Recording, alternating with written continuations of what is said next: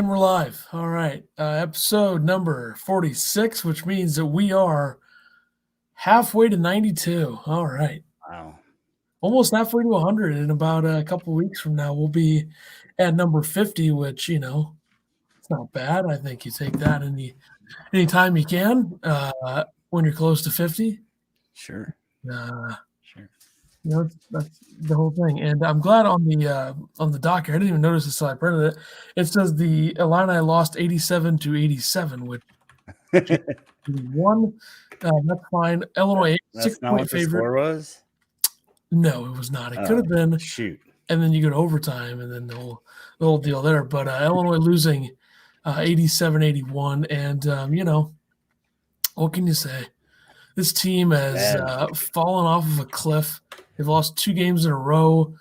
They started out, really good in the Big Ten. They were 5-1, I guess. It's now they're 5-3. Right. Still not a bad Big Ten record, but not something that you want. And we predicted an Illini win. You said they win by 6. I said they win by 3. They lose by 6. So our margins are still typically pretty good. Is that how it works? Well, if it's a 6-point game, you just picked the wrong side. So you're still close. Okay. But you picked a 6-point game. That's what it was. So, right. And Vegas said 6-point favorite. They were wrong too. It was the opposite effect. Yeah. So Vegas was hoping a lot of people would lose, That's what they do. I don't know. Anyone that's picking Illinois against a semi-good Big Ten team, there's really no point at this point right now. Yeah. If any game's going to wake them up, it's got to be this game, right? I mean, seriously. It has to be. It's not good. A two-game skid, both at home. You think that maybe that Nebraska game could have kicked them back in gear. Of course, it didn't happen, but you can't really blame it on, not playing games. You're not going to play games during this whole Corona season. So it's just going to be figuring it out. And that they are having trouble figuring it out. There's no doubt about that. So they suck is what you're trying to say. Right now, they suck. Without using words that you would use, sure. Well, right now, if you have an honest assessment of what this team is right now, they suck. They are not good, correct. Yes. And that doesn't make us not true fans, everybody out there in Illini land. That's just an honest assessment of the team. There should be a hashtag Illini podcast of all the people that tweet hashtag Illini stuff, and then you come back and call us bad fans or whatever people right. Jesus. Right. So let's just get into it. Player of the game. I'm going to give it to the man, the myth, the ace wolf. Yes, he named himself, but he was the only guy that played he played 32 minutes. I'm going to say he played a full 40, but he was the only guy that was present on both ends of the court. He hustled, he played good defense. And I'm mainly giving this to him because of his defense, because everybody else was atrocious on defense. Mm-hmm. He also shot good. He was 4-9, 3 of 8 from 3, 14 points, and he had 7 rebounds. So his had the second most rebounds on the team behind Kofi, who had 11. So Adam Miller is starting to come out. It's good to see, and it's what Illinois is going to need. We talked to Dion about, who's going to be that third guy. And if Adam Miller keeps playing like he has the last 4 games, hopefully he can be that guy. And not only that, hopefully he can start being more of a leader like he likes to say that he is. Hopefully he can do that more too. I find that to be a little bit of a backhanded deal right at the end there. I don't know why he had to do that. That's why he calls himself Ace Wolf, because he's a leader. He doesn't have to be a leader on this team. I guess now he should be, but at the beginning, you never really would have thought that he needed to be. But apparently, don't think a freshman should be that. A team with this many returning players and a couple of freshman studs who have played well a lot of the season, and this team somehow worse than last year makes no sense. But I also had Adam Miller as my player of the game. These stats that you wrote, I mean, you look at the way he's played over the last 4 Big Ten games. He's shooting over 40% from the field and from 3. averaging 11 points, 3 rebounds. Now you look back to the first 4 Big Ten games. The weird thing is they're playing worse when he's playing better.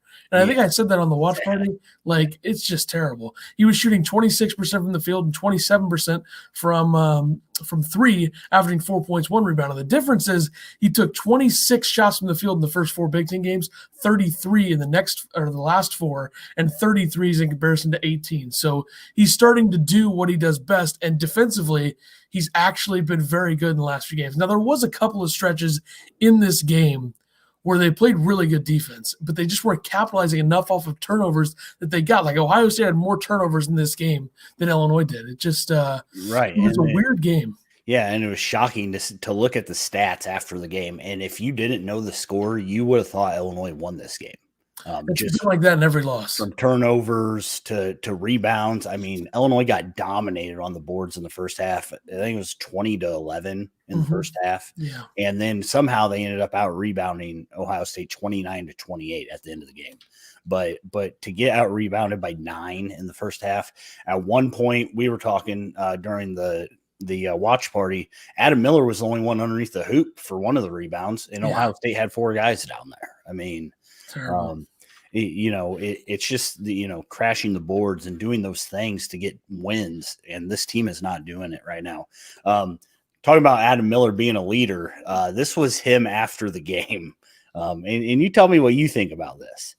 They were asking about the season and where they go from now, and he said, "I know we can do it. You will see it soon. We are doing what a championship team needs right now. We are seeing the problems, and we are going to get better." I know what he's trying to say.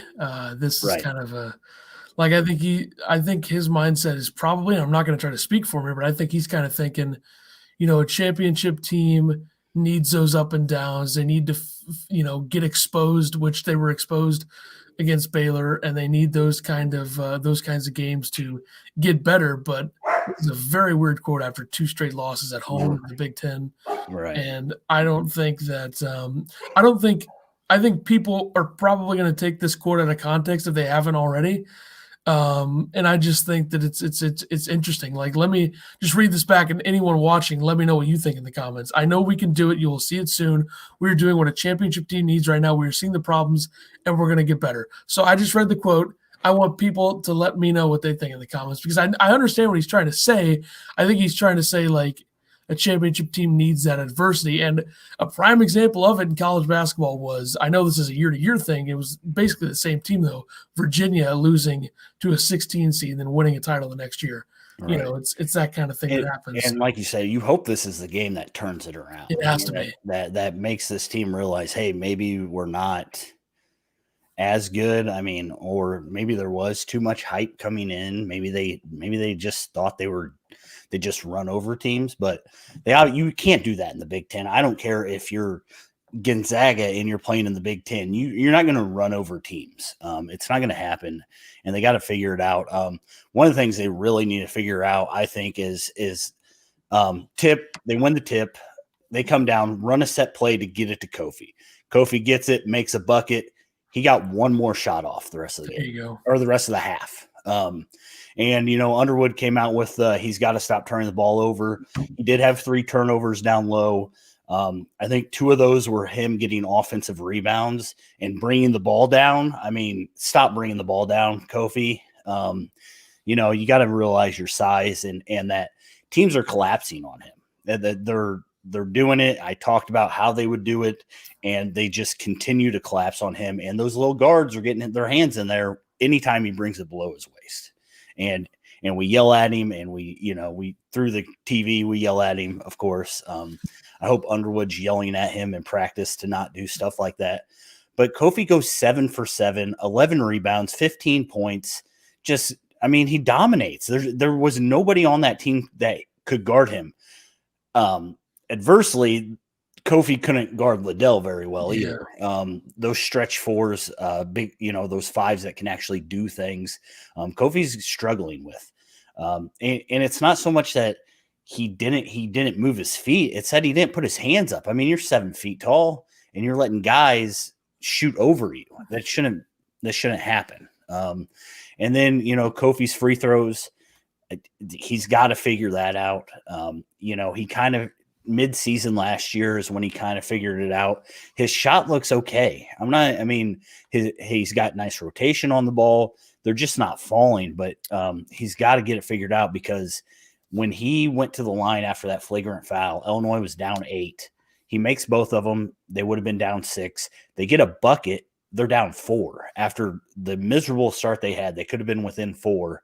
And instead, he misses them both. Illinois doesn't make a shot. They turn the ball over 2 times down the court. And then all of a sudden, it's a 14-point game, and Illinois is right back where they were. Yeah. Kofi's releases at the line were good. Every single one of them. And 2 of them went in and out. Nothing you could do about that. But I don't know. I think the fact that they made an attempt to get the ball to Georgie as much as they did in this game and then not get it to Kofi as much makes no sense. Now, I know there's the thing where Kofi's way more likely to lose the ball. Sure. And Ohio State did a pretty good job in the first half of collapsing on him. And there's got to be a way to figure out offensively where you can get Kofi the ball and he can have an easy outlet every single time if he needs that. And then, like you said, they have to tell him to stop taking the ball below his waist and just go up with it. Right. Yeah. And, Georgie, you talk about him. He played 9 minutes in the first half. And I think that all his shots he took were in the first half, except that 3 that he took in the second, which stop shooting threes, Georgie. I love you, but please stop. Yeah. And I'll say the same thing to Curbelo. Please stop shooting threes. But Georgie got 6 shots off and Kofi got off 7. Yeah, can't happen. That's just not now, Kofi was much more willing to give the ball up when he got it in this game. There was 3 or 4 times where he got rid of the ball, which he hadn't been doing, which is great. But there's literally no reason that he shouldn't have been the most dominant player on the floor in that game. Yeah. His size, Ohio State had nobody to compare to him. But Illinois, we talk about their defense struggles. They gave up 43 points both halves. Regardless of if they came back in the second half and they had a chance to win, you can't give up 86 points in the Big Ten and win. And it was, I know Ohio State was 70 to 75% in the first 10 minutes. So they were making everything, but I talk about it nonstop, closing out on 3-point shooters, getting a hand in the face. And a lot of it was Kofi guarding Liddell. Liddell, big miss by Illinois 2 years ago, not getting him, because man, how could this team be if they had a 4 like Liddell? Liddell plays Illinois, and last season he had his season high against Illinois.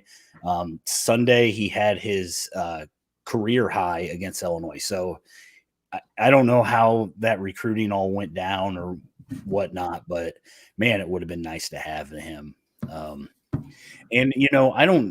This team just is so flat, and Underwood talked about it, after the game and stuff like that. And I don't know if there's grievances within the locker room or whatever, but Underwood said after the game, we're going to get some things aired out. So I don't know what's going on behind the scenes. I had a buddy text me and say, hey, I hear there's problems. There was a guy that commented on Ryan Evans' tweet, Rodnell Frazier, which I don't know if that's Trent's family member. I don't know, but he acted like there was something going on. So they got to figure it out. And I don't know the lack of motivation to start the game, if that's not having a crowd, if that's on Underwood not getting them ready, if it's on Io not getting them ready, but somebody's got to step up and make sure this team comes out and plays a full 40 minutes. Yeah. Let me just say this. I'm sure the people that said Io and Adam Miller can't play on the same team probably think that there's something going on between them. Yeah, I don't think that's it. I'm just saying. I think if I would just looking from the outside in, I would think that it's Kofi mad that he's not getting the ball enough. If I was Kofi, I'd be mad I wasn't getting the ball enough. But then again, I don't know what it is. As a whole, this team, like I said, this team was not bad. They weren't bad statistics wise this game. They were terrible the first half. But, Trent had 8. So he's still, he's getting some points. DeMonte had 3. Trent had 4 non-3 shots, which I'd rather Trent just shoot everything behind the arc. His mid range isn't great. His cutting ability isn't great. Not saying that he can't do it. He's just small, and that's the biggest thing about this team is they're small. There's you run 3 guards out there under 6'3". Yeah. It's tough to match up with people. DeMonte had to guard Kyle Young the whole time, I believe is his name. Yeah. And he just can't match up with somebody like that When usually. when there's 2 games like this, don't you think you got to think about changing the lineup? I mean, you got to. I don't know do you put Georgie at the 4 and just see what happens? I mean, Yeah, and they ran Georgie in with Kofi, and and what happens is they leave Georgie open on the wing or wherever, and Georgie decides to take the shot. So I yeah, don't know what you do. You just, like that's the thing is the offense is just it's bad and the defense is bad. It's all bad. I don't know. the defense with Georgie and Kofi together is just horrendous, and Yeah. I don't know what they do at this point. I've always kind of felt like maybe DeMonte's better as a 6th man at this point with how bad they're playing. He's not really doing anything because I think he's got some sort of problem with his right hand because he's been wearing a splint on 2 of his Right. fingers on his right hand for like 4 games. He hasn't really shot very well. Yeah. So maybe that is a problem. I don't know. I think Frazier's struggling to shoot with his shoulder thing. He had a brace on. Yep. It's a mess, is what I would call it, Yeah. and it's not good at all. And what do you do? Do you play Grandison more? I mean, he Maybe got he 13 starts at the minutes. 4. At least he can shoot from the outside a little bit. Yeah, and his defense is okay, but it's not like Georgie's playing stellar defense. Yeah. Grandison had 2 threes, 8 points. He played an okay game. He took a shot late in the game that you probably don't want Grandison shooting. One more kick, he had Miller in the corner. Yeah, had Miller wide open. But other than that, he played okay, but he only had 1 rebound also, which I thought that he was going to be that guy that got more rebounds. But you look at it, Io only had 4 rebounds. The team as a whole did not rebound at all. They're literally doing the opposite of what Underwood's supposed to have as a team. Right. So I don't know. And Io, I hate to knock on Io. I love Io.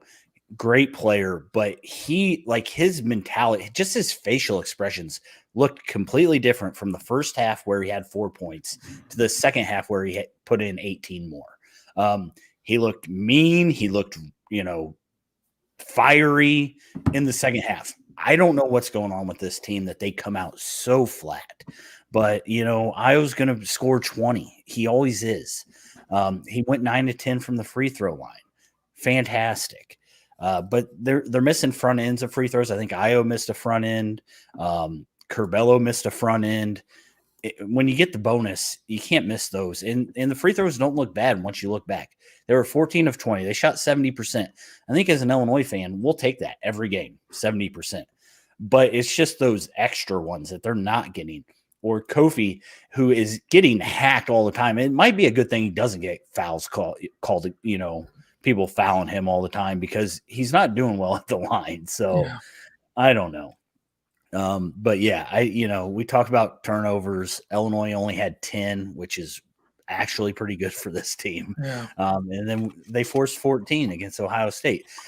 So you just, like I said, you go up and down the stat sheet, and it was like, I know, it's hard to come back from 15 when Ohio State makes 7 of 9 threes in the first half or whatever it was. Ohio State ended up making 11 threes, but they run plays to get their shooters open. The little lefty, Herons, they made sure he got shots. I don't know why Illinois doesn't do that for Miller. I've never seen a play ran to get him or Frazier open for a 3. It'd just be nice if they could figure that out a little bit. And again, it's just all the same thing. Defensive intensity, offensive woes, and free throws. They need to figure it out. So I don't know how you do it. Like you said, do you change the starting lineup? I think at this point you might, just to light a fire under somebody. But man, it's just rough. I mean, we got some quotes from Underwood and Miller a little bit here, so I don't know if you got anything on the game.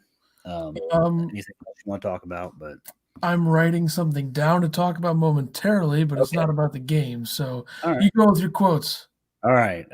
Underwood, you can't come out flat and lifeless and emotionless and no spirit. This is a stupid quote. Obviously. They've been doing it for weeks. Yeah. So who's that on? I mean, Underwood took the blame last game. I feel like he's not taking the blame now. Now he's just saying, I'm frustrated. These guys don't do what they are supposed to do. He also said, we finished practices like a high school JV team. Maybe he wants out.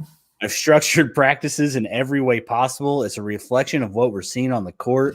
We've got to get this figured out. It starts tomorrow. Okay, let me just say this, okay? High school JV team. Maybe he wants out. Who's that on? If he wanted a different job, he could get it 100%. So maybe he wants out. Sounds like to me he wants out. Well, I think if they lose tomorrow, he wants out. Yeah.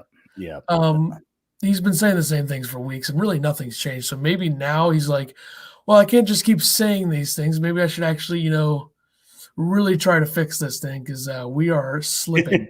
Yeah. And then just the other one from him, which, it's kind of in the same thing as Miller said, but he said, I see the potential. I see the upside. How we haven't taken it to the next step is very frustrating. Now, I will say that Underwood's teams seem to always go through this. It happened at Oklahoma State. He has these lulls. It happened last year, had these lulls, and then all of a sudden things start clicking. It gets better. The thing is, now we're sitting at 9-5. It's not what anybody expected, I guess. I don't know. I'm guessing it's not what the team expected. Yeah. It's worse now than it has been, not only because of the expectations, but you're being led by a junior and a sophomore who are by far your two best players, not to mention you have two seniors and a junior who are also big-time players on your team that are supposed to lead the team. Right. It makes no sense. And I think it's a mixture of coaching and the players, the fact that they haven't taken it to the next step. Because you can't just blame coaches 100% for them not taking it to the next step. Sure. But it's very weird. I don't know. Yeah. And then one more, because Miller, I was talking about him becoming a leader. He's not the guy that should be. It should be Io, 100%. I'm pretty sure Io knows that. But Miller said, quote, talking more, being in the gap a little bit more, getting to your man during the flight of the ball for rebounds, little things, no silly turnovers. Lock it in a little bit more, and we will be fine. Come together and come harder, and we will be just fine. A loss is a lesson. It's a great quote, but it sounds like Io should be the one saying this. It's got changed. I don't think Io was interviewed after the game. Is the only reason. Weird. What's up with that? Well, because something's going on. Because Miller won our player of the game, and that's who they interviewed. Okay. Obviously. Last thing I got, Alec Bussey, I believe is how you pronounce his name. During the post-game interview said, does this team lack toughness right now? Or is that one of your big concerns around this team right now? Underwood's only answer, yep. Bussey said, is that something that is fixable, or how do you go about fixing that moving forward? And all Underwood said was, we'll get it fixed. Yeah, let me just say this. This is a softball. I mean, come on. You gotta frame the question. Underwood is not. No, you gotta frame it in a question that pins Underwood into a corner to where he actually has to say something rather than yep. Yeah. Hey, you get us those media passes, we'll be able to ask him questions. You won't be able to frame it like that. It takes an expert reporter, and we don't have any of those. You're going to give them fastballs, not softballs. So. Yeah, it's just I don't know. This team, they lack toughness, but how is it easy to fix that? Because they've lacked toughness for the entire season. Exactly. They haven't. I mean, we talk about Duke. They put together two good halves, but that was a good game. But it wasn't. It wasn't solid. They still had runs where they're bad. They haven't had a game where they've played a full 40 minutes at all.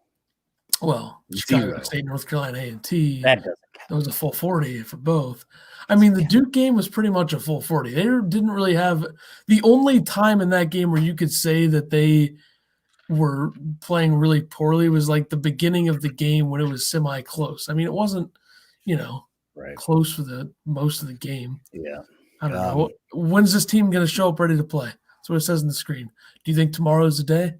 I think it has to be. I think if this team's going to do something and make a run at even a shot at the Big Ten regular season, which I don't even know if that's feasible anymore. What's the point? They're going to have to beat Iowa. They're going to have to beat, Michigan State. They're going to have to beat every good team just to knock them a notch. So, but does this team finish worse than last year's team in the Big Ten regular season? Probably. I mean, that's the question. We came in thinking that Illinois was going to be just good and have a shot at the title. And now we're not even sure if they're going to be as good or finish as good as last year's team did. So is this team any better than last year's? And my answer to that question is yes, but in a different way. Okay. Like, this team has underperformed expectations. Last year's team overperformed expectations. This team, in terms of the roster and the talent, is better.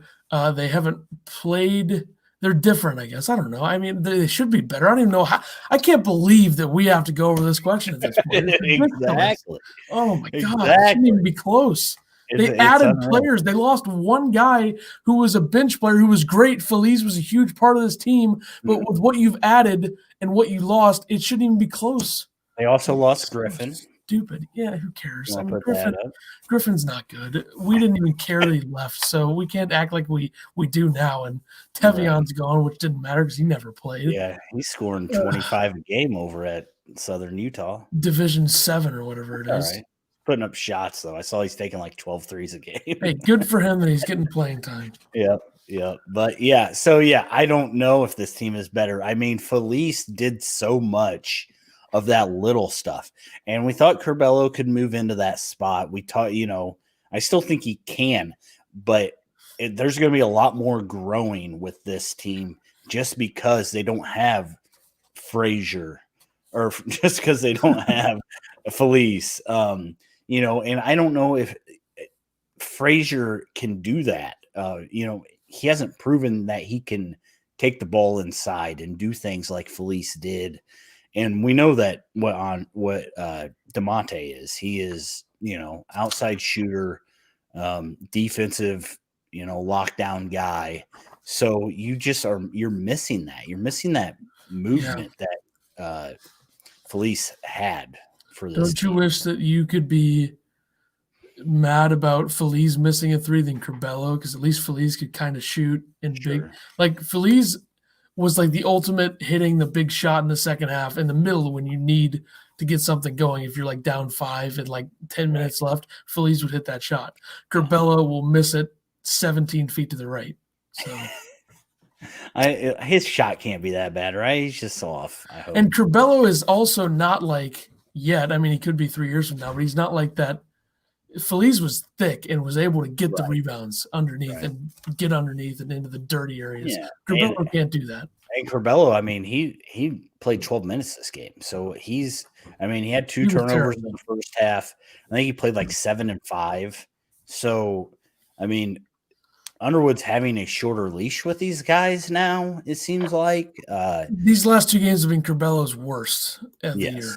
And they lost both at home. So that's telling that, when he goes, they go, apparently, which shouldn't even be the case. When a freshman guard who wasn't even your best recruit coming in is the he goes, we go guy, I mean, come on. I just think it's that extra layer because Ayo's going to go and that Kofi is going to go if you get him the ball. So I think it's that extra layer that you need to make sure that the team is good. Yeah, so Illinois drops to 22nd in the AP poll, which is not surprising. I think we guessed 21-22 is what we said after the game. So this portion of the podcast is where I'm going to go over where they've been each week in the AP poll, as well as where they've been each week in my rankings. So this is going to be exciting. Okay, week 1, Illinois in the AP poll was number 8. They were number 4 in mine, so I was being pretty nice. Week 2, they were number 5. That was after their first 3 games, I believe. I had them at number 5. Okay, I messed this up. This is after the Baylor game, so they went up 3 spots. 3-1, something like that. I think I did mine a day after. So week 2, they were 5 in the AP poll, 5 in mine. Week 3, they were 6 in the AP poll. They were 11th in mine. That's because the Missouri game, I believe, or something. It doesn't match up. Shut up. What am I saying? What? Week 4, they were 13th in the AP. They were 16th in mine. Week 5, they were 18th in the AP. They were 14th in mine. Week 6, they were 15th in the AP, 7th in mine. Week 7, they were 12 in the AP, 16 in mine. And week 8, they were 14th in the AP. Week 9, they were 22nd. Then I have them 22nd this week. I think there's a week off because I didn't do a preseason poll, so they have an extra week. But they're 22nd in mine and 22nd in the AP. So I dropped them 6 spots. The AP dropped them 8 spots. So I think it's fair. Absolutely. They're lucky that they're ranked. I mean, they're only still ranked because number 1, 4 of the 5 are very quality losses, and then they also have some good wins. And the other thing is, Haslametrics tweeted this. 21. Yeah, that's how you say. Yeah, definitely. Haslametrics tweeted this. Eric Haslam, the great Haslametrics, mega star is what I would call him. But he tweeted that Illinois is going to be the best X-loss team in the country at the end of the season, which is probably going to be true, which means, let's say they have 10 losses, they're automatically going to be the best 10-loss team because they have a lot of quality losses and how high they were ranked at the beginning of the season. So, I got to say, I like their chances going into the tournament as like a 6 seed than I would like a 2 seed. Just because of the way that this team has been. I don't know if they can even get to a 2 seed at this point. No, they can't. I'm just saying, I'm comfortable being a 6 seed. I'm comfortable them being a 6 seed right now. I don't know. I just want to get in, but I'm just saying, all that matters. Them going as an underdog seems to suit this team a lot better than being a favorite, which this season has literally defined that that's true. So I got to go put these papers away so you can stall. Illinois has Penn State coming up tomorrow. Yeah, so is there a TV network listed for this game? Because it wasn't on the thing, but I'm assuming. Let me look at I'm pretty sure it's a Big Ten Network game. Why wouldn't it be? I'm looking at their website real quick here, and I'll check just to make sure because I didn't write it down here because I didn't see it. But the game's at 7:30. It was supposed to be Wednesday. It's now Tuesdays. They try to get through the COVID situation and trying to, limit that. And how many Big Ten teams have not been affected by it within their program at this point? I think most of them, like Michigan State's had issues, Nebraska's had issues, Penn State's had issues. Who else has really had their own issues? Not very many teams. Hopefully it stays that way. And it's manageable. I mean, the fact that college football got through it should show you that college basketball is going to get through it too. But this game is still not listing a TV network. Oh, there it is. Okay, Big Ten Network is this game. And then this Saturday at 11 a.m., so another 11 a.m. Saturday game. I bet you love that. That game's on Fox. On the road? Again, on Fox. Yeah. Yep. And then they have that Saturday game, and then they play 6 days later against Iowa, a Friday night game on FS1. So Friday night game, very interesting. But Penn State, Illinois has already played Penn State. They beat them 98-81. That was in December, I believe on the 23rd, and I believe that Illinois found a way to get down 19-4 in that game. So very exciting. This is a big bounce back spot, but Penn State can score. So Illinois is going to have to, bring their best, which is, life in the Big Ten. But, I forgot to throw that up there. So they did beat them 98-81 in December. So there you go. Haslametrically speaking, let's get into that. Penn State's 26th in Haslametrics. Wow. Which is weird because they're 0-4 in the Big Ten. Right. But I think they're a metric fan favorite because of how good their offense has looked when they've played. They've scored a lot of points, but they have not, given up. They've given up too many. Okay. They gave up 80 points to Purdue. I don't know how that's possible. But the Illini are 10th now in Haslametrics. Offensive efficiency, Penn State's 11th. Like I said, they're very highly ranked offensively. Illinois 23rd offensively. And then defense, as is the case with most teams at this point that Illinois played, Penn State's 89th and Illinois 10th. So a big discrepancy there. So, How is Illinois defense efficiency still in the top 10? I don't know, but KenPom has a different metric for it. So if you look at KenPom, I think they're still in the top 30, but I don't know. What do you think it's based? They're 31st. Okay, so they're barely outside the top 30. Call your buddy Eric Haslam and ask him what he's even doing over there. I should probably ask him how the hell Illinois' offensive efficiency or defensive efficiency is that good, but they're 7th in offensive efficiency on KenPom, so they are a mystery at this point. I don't know. We watch them and we don't think that they are looking good in terms of efficiency. I mean, their offensive efficiency in terms of shooting has been pretty good this year, not in the Ohio State game, and that's what I think it came down to was Illinois just didn't make enough shots. They still put up 81. And they didn't make it. They shot under 50% from the field, right? Right. Like, that's what it came down to is missing shots. Yeah. So Penn State had 4 straight games postponed. And this was their 4 games. They would have lost all 4 of these. They'd be 0-7 right now in the Big Ten if they played these games, or 0-8. Wisconsin, Ohio State, Michigan, and Rutgers. So they weren't winning any of those games. But they did come back, and they lost by 8 to Purdue, I believe 80-72. I don't remember when that game was, but it happened a couple days ago. So they're back now. They have Isaiah Brockington, Sam Sessoms, Myron Jones, and Seth Lundy all still averaging double-digit points for them. And in that game against against Penn State, Io had 30 points, 6 rebounds, 5 assists. Kofi had 23 points and 6 assists. So that Penn State game feels like it was kind of the last game where Illinois' offense just overwhelmed the team and scored a ton of points. Well, and a big part of that was they got to the free throw line. Illinois shot 28 free throws, shot 82% from the line, while Penn State shot 7 free throws. So I'm in trouble keeping up with my banners here. So there's the Hasametrics one, and then there's this one. You're doing a good job there. And here's some good stats for you. Penn State's offense equals good. Penn State's defense equals bad. Yes. There you go. And one thing we didn't mention about the Ohio State game is I hope that Penn State has all their players. They don't have any guards out because Ohio State had both their guards out.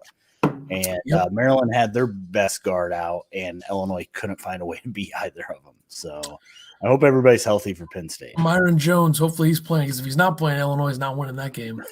Right. So their schedule, they're 3-5, 0-4 in the Big Ten. Illinois, of course, 9-5, 5-3 in the Big Ten. Penn State has beaten the Virginia Military Institute, of course, a hell of a squad there. They have a red, yellow, and white uniforms. I know them, trust me. VCU, they beat by 3, and then they somehow beat Virginia Tech by 20, which I just think that game was like a Virginia Tech didn't shoot very well, because Virginia Tech's been one of the best, probably the second best team in the ACC this season, and Penn State beat them. But 4 of their 5 losses have been Big Ten losses. They did lose to Seton Hall, but their Big Ten losses have been to the good teams. They lost by 4 to Michigan. They lost by 17 to the Illini. They lost by 2 to Indiana and 8 to Purdue. So they're still a competitive team. And because of COVID, they've only played 4 Big Ten games too. So. And they haven't, like, people will look and say, oh, they're 3-5, 0-4 in the Big Ten. They're terrible. They're not Nebraska. They're better than Nebraska. And I'd say Penn State is just as good or a little bit worse than Maryland right now, I would think. Because I think Penn State has enough scoring to keep up with teams. Their projected lineup would be Jamari Wheeler, who's averaging 5'4" and 6'1", 170 senior. Isaiah Brockington, a 6'4", 200 junior, averaging 15 points, 4 boards, and an assist. Myron Jones, who was great last season. He struggled a little bit this season in terms of scoring efficiently. I think he did okay against Illinois in that game. Jones and Brockington put up 21 apiece against Illinois. So they did their jobs. Myron Jones, 6'3", 180 junior, averaging 14 points, 2 rebounds, 2 assists. Seth Lundy, a 6'6", 219 sophomore, averaging 12 points, 3 boards. And then John Harhar, who's a joke against Kofi, has no chance. This is a Kofi game all day. 6'9", 240 senior, averaging 7.6 boards. They got him into foul trouble in the last game, I believe. And this is a better lineup for Illinois to face because they're not that big. They don't have that stretch 4 and another guy that's just as big. Like Liddell and Young are like the same size on Ohio State. Right. Lundy's only 6'6", so this is a much better matchup for Illinois on the defensive end. Yeah. Which leads me to believe that Underwood might not change the lineup for this game. Probably it depends on on how practice goes. I He assume. should literally just go all out and start Hawkins or Grandison. Send a message. Send Just a sit message. them all, but Io and No, Kofi. have the Io, Miller, DeMonte, or Frazier, whichever one you want, and then Grandison or Hawkins, and then Kofi. I mean, that's sending a message right there to let's go. I mean, they shouldn't even need to send a message No, with they their should. lineup. Yeah, they should know that. They should send the message in practice. That's what they should do. So it won't be an easy game. Like I said, Penn State has a good offense, solid offense, but there's no reason the Illini can't put up a ton of points. This is the game that, I said Maryland was a must-win game. If there's a must-win game on the schedule, this is it. I mean, this is it. If they lost this game, but that guaranteed that they'd beat Michigan State, Iowa, and then whoever they play after that in the next game, the next three, okay? Because they'd be 12-6 after that and 8-4 in the Big Ten. Let me just pull up their schedule again just to see what we're looking at, because we need to look ahead a little bit here just to kind of get a grasp on how this is going to go. So it's Penn State, then you're at Michigan State.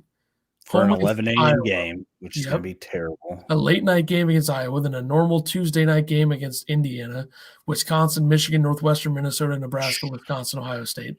And 3 of their last 4 games are road games against Minnesota, Wisconsin, and Ohio State. So you look at – so let's start with next week, Penn State.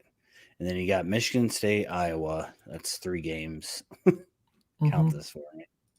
Okay. Indiana, Wisconsin, Michigan.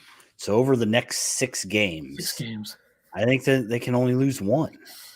I think they can lose 2. And they got 3 of the best teams. Here's how crystal ball wise, I'll just go into this for you. They'll beat Penn State. They'll beat Michigan State. They'll beat Iowa. They will beat Indiana. They'll lose to Michigan. They'll beat Wisconsin. That's their scenario for 5-1, I think. If they're going to go 5-1, that's the one. If they're going to go 4-2, they're going to lose to Iowa or Wisconsin. Yeah. Or Michigan State. I mean, I don't know what this Michigan State team is. I don't know. Did they win last night? Michigan State played last night, right? They played last night, really? I didn't. I was watching football, I guess. Was I? I don't even know. I was watching football. I don't watch football. They did not play. Oh. It was postponed against Indiana. They're supposed to play Indiana. Okay. So their next game, Michigan State's next game as of now, is going to be Illinois, and that's 15 days after the last game they played against Purdue. So you could get a rusty Michigan State team and take care of business there. I don't know. Prediction for this game, what do you got? I refuse to predict that Illinois is ever going to score 80 points again. I know they ended up scoring 81. You don't have my score right, but that's okay. I have 79-65. Wing and a miss. All right. It was hectic getting this thing going. I know that they had, like I said, I know they had 81 against Ohio State, but I refuse to predict them over 80 for a long time now. Well, I'm not going to pick them. I'm not going to pick them to score 80. I'm going to pick them to score 90. 91-80. Illinois wins, 91 points. I wouldn't be surprised they score 100 in this game. Okay. So I think it's going to be one of those games. How are they going to do it? That's my question. How are they going to score? They're just going to make every shot. Okay. They haven't done that yet. Iowa's going to have 22. Kofi's going to have 24. Miller's going to have 16. So that right there, you're looking at 62 points from 3 players, which seems low. Is that 24 plus 22 is 46 plus 16? Curbelo did put up 15 against Penn State last time. Curbelo's going to have 10. That's 3 of 10 from the field, 9 of 9 from the free throw line. DeMonte's going to have 6. That's 78. Frazier's going to have 5. That's 83. Georgie's going to have 4. Hawkins 2. And then Grandison 2. So that's 91. There you go. That's what's going to happen, folks. Just at 100. If they're going to score, okay, then I was going to score 31. That's 100. Boom. Nailed it. So for some reason, I think Illinois is going to score 90. We'll see if it happens. I just want to win the game. I don't care what happens in that. Victory is a victory. I guess that is the case. Yeah, the net rankings we'll talk about here momentarily as we go around the Big Ten and just discuss a couple of things that have happened over the last week or so. And Michigan finally lost their first game. They lost to Minnesota on Saturday. They Yeah. didn't lose. They got embarrassed. Yeah, they didn't. Well, they were going to have one of those games at some point. It's better for them. They absolutely had to. It's better for them. They're 6-1 now. Iowa's also 6-1. I watched Iowa and Northwestern yesterday, and I just think that Iowa's defense is so bad that they're going to run into a team that can defend and score, like what Illinois was supposed to be able to do. But a team like Wisconsin and Michigan could both do that. Yeah. Like, the only reason that Iowa almost beat Gonzaga, and I love it. I like John Rothstein. I'm not going to go after him too hard, but some of his tweets are just so ridiculous. Like, I got a couple here. I don't have them in front of me, but I remember him tweeting them. Like, Iowa was like, he said like they were like a steal or something stupid away from beating Gonzaga. It was like that game wasn't close the entire time, and then Gonzaga or Iowa made it close at the end. Yeah. So I don't know what he's talking about there. He also said, who would have thought that we'd be tweeting that Memphis would have to win the American to make it to the tournament? Dude, Memphis sucks. I don't know why everyone had this idea that Memphis was so good. Penny Hardaway cannot coach. I mean, it's simple. Him and Juwan Howard are literally the opposite. How weak is Iowa's schedule? Holy smokes! Yeah, they haven't played any of the Big Ten dogs really yet, and their loss in the Big Ten was to Minnesota. So, right, it's played just Purdue once, Northwestern twice, Rutgers they beat by 2, and Maryland they smoked. But yeah, here's a Rothstein tweet that I'm not a huge fan of here, John. Things you didn't think you'd tweet. Memphis is 6-5 after 11 games. We'll have to win the American Athletic Conference tournament to reach the NCAA tournament. They have a coach that can't coach. What do you want him to do? I don't know. I mean, at least Juwan Howard can coach, apparently. I mean, geez. Just True. Ridiculous. Let's see this Iowa tweet that he had so I can get this right. Let me see here. Come on. Do not take Iowa for granted. Hawkeyes are one defensive stop away from being 13-1 with its lone loss to Gonzaga, a breathtaking offensive team, dominant Northwestern. So I think he might have been talking about the Minnesota game, I guess, where they lost. Right? I mean, because one defensive stop away from being 13-1, maybe he could have been talking about. They lost by 7 to them, but it was in overtime, so I don't know. They lost bigly to Gonzaga. Yeah, they scored 50 points in the second half against Minnesota and lost. So, a breathtaking offensive team. Yeah, how much is that breathtaking offensive team going to matter if they come out cold and someone beats them in the tournament? It won't. Iowa will not be in the Elite Eight, I promise. I mean, come on. Fran McCaffrey's team love losing in the first 3 rounds. Somewhere inside there, it's going to happen. Northwestern has dropped 5 straight. 3-0 in the Big Ten was their start. They're now 3-5. They're frauds, just like we thought. I mean, I'm sorry. Yeah, I might have gotten caught up in it too, just because I was shocked at them being 3-0. But no, you called me to see if we were going to change it over to Northwestern podcast. I said, hold on a little bit. You know, let's. We did. It's the same. It's the same thing. Last year, we almost jumped onto the DePaul bandwagon. They fell off a cliff. We almost jumped on Northwestern apparently, and now they've fallen off a cliff. So there you go. It's sure. And also, I mean, I don't get the old boo-booey hype. I don't see it, man. I really don't. Like boo-boo, you know. He's the type of player that I think is great in college games against bad teams. He was horrible against Illinois, horrible against Iowa. I don't see it, man. I really don't. Purdue is on fire. How about that? Purdue's now got the same record as Illinois in the Big Ten, 5-3. So there's a lot of teams that are going in opposite directions. Illinois downward, Northwestern downward, Rutgers downward, Purdue up, ascending, as they say in the business. So Purdue 5-3. How about that? And Rutgers is 3-5. They started out 3-1. And the turning point in Rutgers season was the Ohio State game, where Jacob Young got hurt. Jacob Young got hurt. Miles Johnson fouled out or something like that. Right. Mm-hmm. That was because they were dominating that game and they just lost in the second half after those 2 things happened. And they've been terrible ever since. So Purdue has Ohio State coming up tomorrow, and then they play Michigan on Friday. So we'll see. They'll be back to 5-5. See how hot they are. Yeah, they'll be back to 5-5 before you know it. Illinois is still 9th in the net rankings. How about that? Unreal. They were 7th before the Ohio State game. Crazy.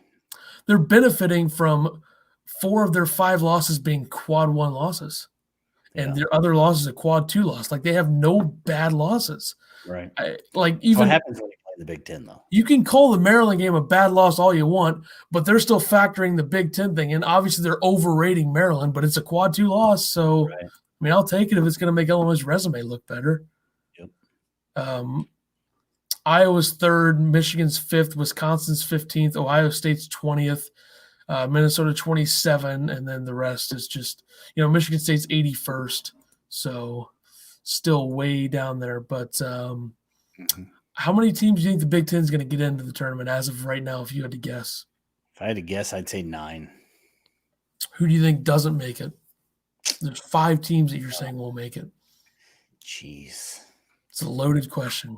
That is a loaded question. You got to warn me of these. We're a team, bro. Nebraska's not going to make it, so we agree on that one. If I had to guess, I would say that Maryland won't make it.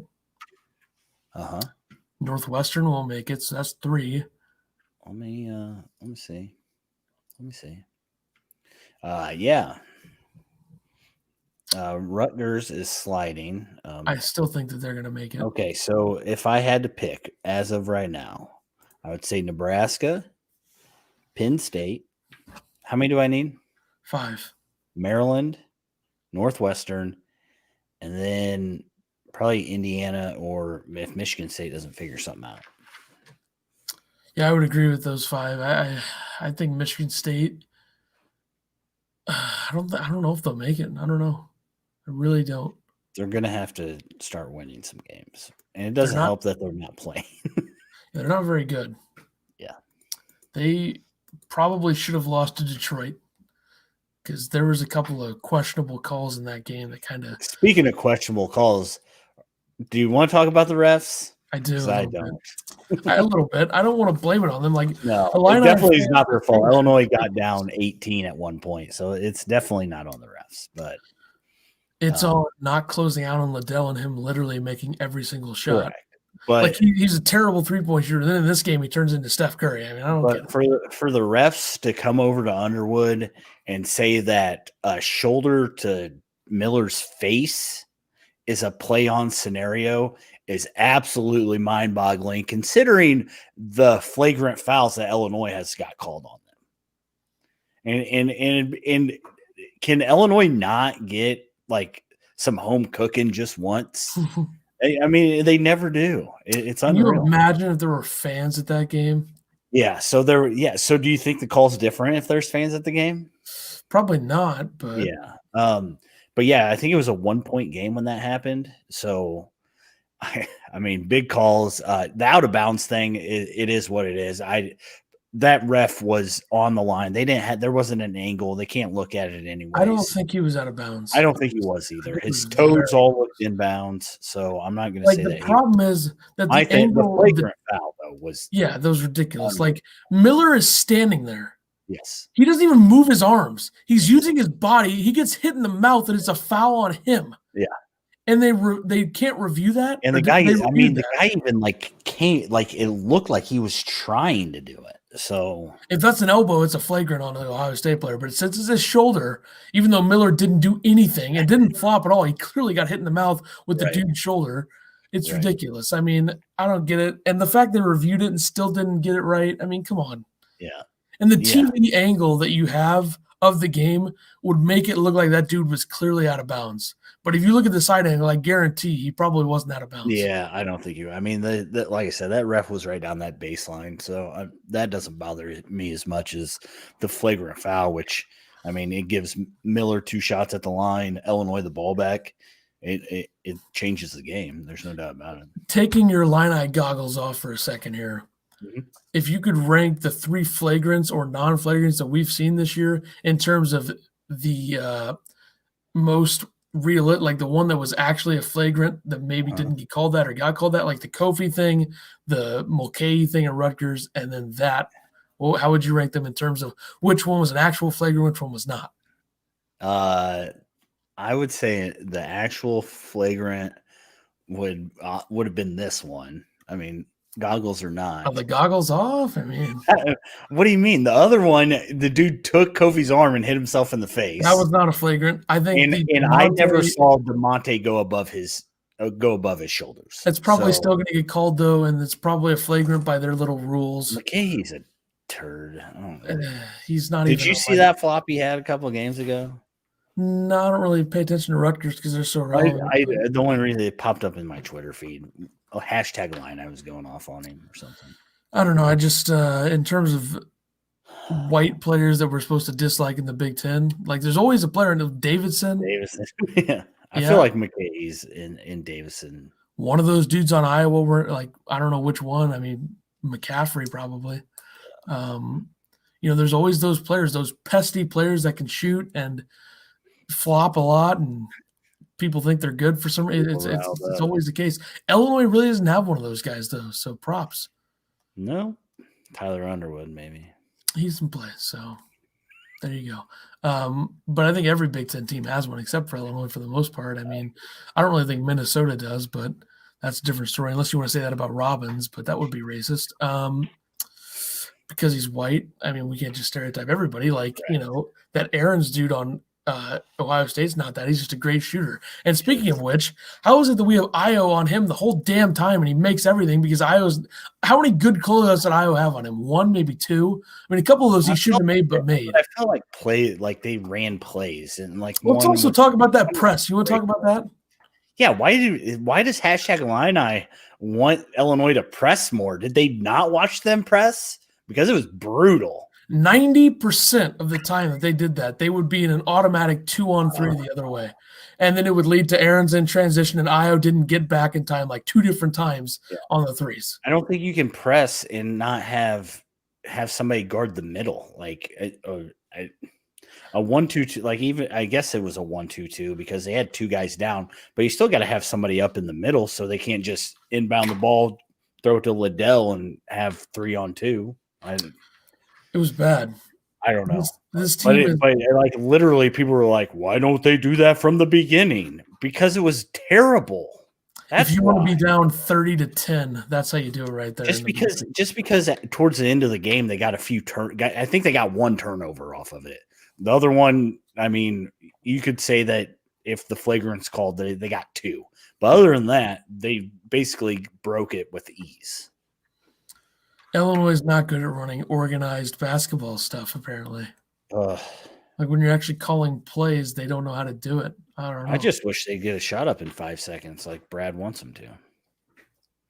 That's a little much. They need to get honest. They need to keep running the weave for 25 seconds and then give it to Georgie in the corner. I love that offense. Oh, man. That's the offense that we know and love. You know what I forgot? I forgot to put up the ticker for this episode. Dang it. What am I doing? There you go, guys. I knew something was missing. Us on the Twitters. Ethan tweets a lot. I retweet a lot. So. And I tweet during games about stuff, and sometimes it gets a lot of pop. Like I got some nice retweets on the tweet about does it during Green Bay games, so just be careful too. Yeah, that's too much. You can follow our podcast Twitter account at Podcast Illini, of course, and our other Twitter things are at the bottom of the screen now. So there you go with that. But I did want to check out real quick because I think this is fun because of how many spots they dropped. I want to see what the Illini fans have to say in the replies of them dropping to 22 on the Twitter account. So shouldn't be there, should be there. Here's a fun one. Why are they even ranked? They don't deserve to be ranked. Overrated! Exclamation point! Exclamation point! Exclamation point! Thoughts? Sounds about right. Someone said talent is there, but they're playing like garbage. Slow start to every game, tons of turnovers, and can't hit free throws. Still have time to figure out before the tourney. We shall see. That's the good approach to take. And also, let me just say this before we get off of here. Send us the questions that you have. And this was earlier in the episode. Breezy Sports saying, "What's up? What's up?" Send us your questions if you have them in the thing real quick. Last call. You had a couple minutes to do it. But, we don't deserve to be ranked. We, first of all, Eric, Brits, you're not on the team there, bud. Also, stop using that hashtag. Everyday guys show up every day, not every other day. That's true. I agree with that. But I don't know why he's saying we. It's a little weird. Here's another one. Playing like we should be ranked 42. Ouch. So, Right. how did the closed door practice go? Said someone. I don't know. I wonder what it was all about it. Someone said, "Play that kid!" Exclamation point, because the picture was Coleman Hawkins. So people want him more. Yeah, 4 minutes is all he got this game. I don't understand. He's not doing well enough in practice, apparently. His defense is slow, but again, I'll keep looking back at Georgie, and if you're gonna play, mediocre defense, does it matter if it's Georgie or Granderson or Grandison or Hawkins at this point? This is a good last comment I'm going to read. A good one. Mediocre.